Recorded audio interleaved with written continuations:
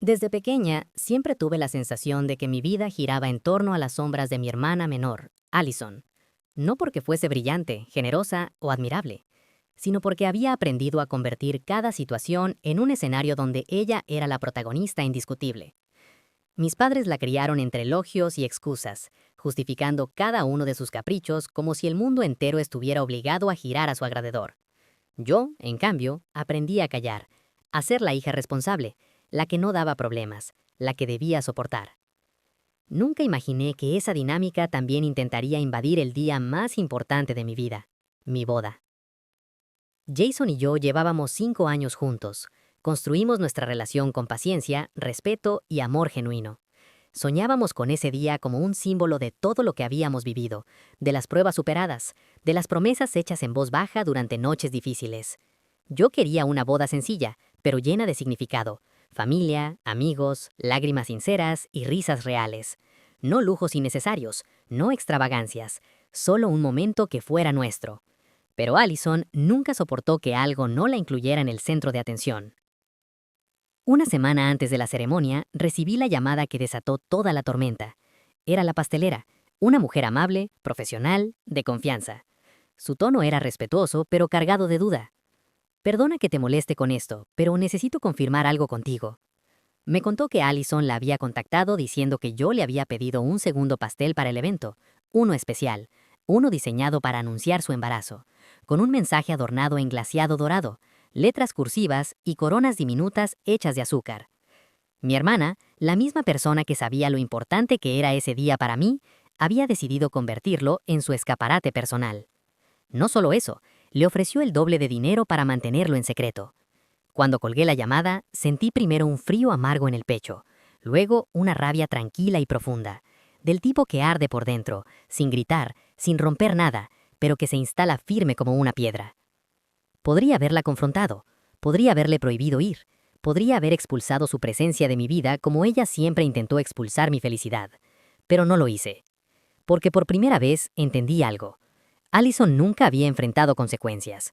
Toda su vida había actuado creyendo que nadie se atrevería a exponerla. Mis padres siempre la protegían, la defendían, la limpiaban. Era hora de cambiar eso. No la detuve, no arruiné su plan, lo dejé respirar y preparé el mío. El día de la boda llegó con la calma luminosa de un amanecer suave. El aire olía a flores frescas y a lluvia lejana. La ceremonia fue perfecta. Música tenue, miradas emocionadas, manos entrelazadas y promesas dichas con voz temblorosa. Jason me miraba como si yo fuera el único punto fijo en su universo, y por primera vez en mucho tiempo sentí que estaba exactamente donde debía estar. Pero la paz no dura mucho cuando Allison está presente. Durante la recepción, cuando Jason y yo levantamos juntos el cuchillo para cortar nuestro pastel, Allison dio un paso al frente. Sonrió con ese gesto ensayado tantas veces, esa mezcla de falsa dulzura y orgullo teatral, y anunció con voz firme: «Antes de que continúen, yo también tengo algo importante que compartir con todos ustedes». Y entonces apareció el pastel. Blanco, rosa, cubierto de figuras de bebés, flores pequeñas y un mensaje enorme: «Felicidades por el nuevo bebé». El salón se llenó de murmullos. Algunos se sorprendieron, otros se alegraron. Mis padres lloraron de emoción como si el cielo hubiera descendido frente a ellos. La rodearon, la abrazaron, la alabaron, como siempre. Yo los miraba sus lágrimas, miraba su abandono hacia mí. Y, aunque dolió, también confirmó algo que ya sabía desde hacía años. Nunca me habían elegido. Nunca lo harían. Jason apretó mi mano. No dijo nada, no necesitaba hacerlo. Él sabía que yo estaba lista. Él sabía que nada de lo que estaba ocurriendo era improvisado, porque esta vez no sería yo la que guardara silencio. Allison sonrió satisfecha cuando terminó de recibir aplausos y felicitaciones. Sus ojos brillaban con triunfo. Se dio la vuelta hacia mí, con la osadía de quien cree haber ganado nuevamente, y dijo: «En fin, podemos volver a tu boda».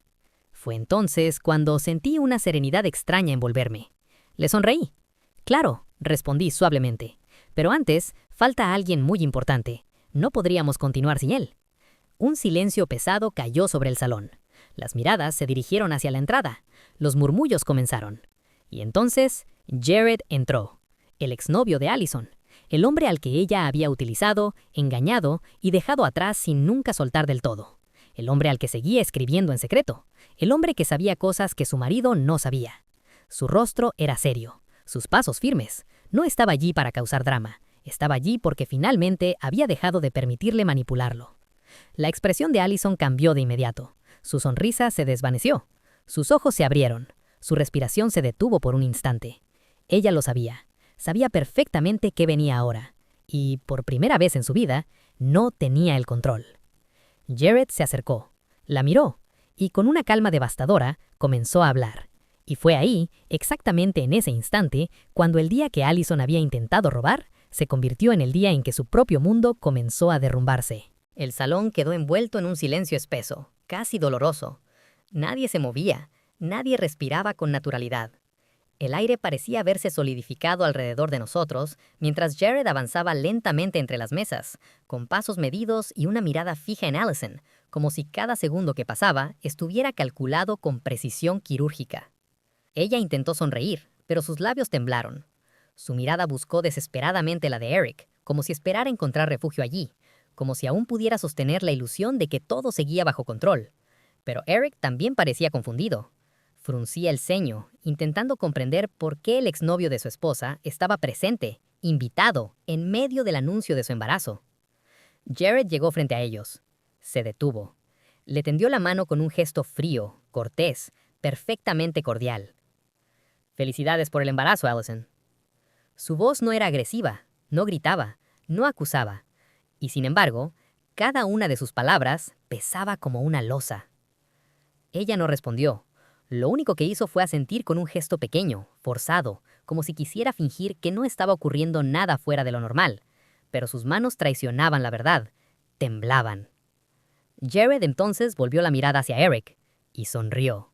No una sonrisa cálida, no una sonrisa amistosa, sino una sonrisa triste, cansada, la sonrisa de alguien que ha esperado demasiado tiempo para decir algo que nunca debió haber sido silenciado.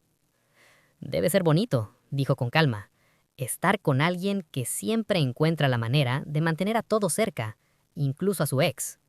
Supongo que es muy amable de tu parte permitirle seguir en contacto conmigo, sobre todo considerando que seguíamos juntos cuando empezó a salir contigo». El golpe fue seco, invisible, violento. Se expandió por el salón como una onda expansiva. Eric parpadeó. Una vez. 2 veces. Miró a Allison. Luego volvió la mirada a Jared. «¿Qué estás diciendo?» La voz de Eric se quebró apenas un poco, pero bastó para que el mundo entero sintiera el borde afilado de la duda entrando en escena. Allison levantó la mano, como si intentara detener el tiempo. «Eric, no le hagas caso, no es verdad, él solo está...» Pero Jared no se detuvo. No había venido para pelear, había venido para terminar algo. «No te preocupes, no voy a inventar nada. De hecho, durante mucho tiempo pensé que debía callarme. Me dije que no era mi lugar, que ya habíamos terminado, que ella tenía una nueva vida. Pero cuando me enteré del embarazo, cuando supe que seguía escribiéndome, que me buscaba, que jugaba con mis emociones mientras tú creías que su pasado estaba cerrado, entendí que esto no era solo asunto mío». Sus ojos brillaban, no de rabia, sino de una tristeza profunda. La tristeza de alguien que fue reemplazado sin ser soltado. «No es justo para ti», dijo suavemente. «No mereces construir una vida con alguien que empezó una contigo mientras todavía estaba terminando otra». Allison se giró hacia Eric, desesperada. «No fue así, Eric, te lo juro. Jared está exagerando. Las fechas no...» Pero Eric ya no estaba escuchando. Su rostro había cambiado. No había odio, no había rabia inmediata. Había algo peor. Realización. Un rompecabezas que llevaba años incompleto acababa de encajar en silencio. Se apartó de ella un paso, después otro. Se llevó ya mano a la frente como si necesitara sostener su propio mundo que empezaba a derrumbarse. «¿Desde cuándo?», preguntó con voz rouca. «¿Desde cuándo seguías hablando con él?» Allison abrió la boca, la cerró. Buscó a sus padres, buscó apoyo. Pero por primera vez ellos no se movieron, inmediatamente. Temían la respuesta. «Allison», repitió Eric con un tono distinto. «¿Desde cuándo?» Hubo unos segundos donde la mentira intentó formarse. Podría haber dicho una excusa fácil, podría haber inventado una fecha segura, pero su expresión lo dijo todo antes de que hablara. Ella sabía que lo había perdido. «No importa desde cuándo», dijo finalmente, casi en un susurro. Fue solo una amistad, no significaba nada.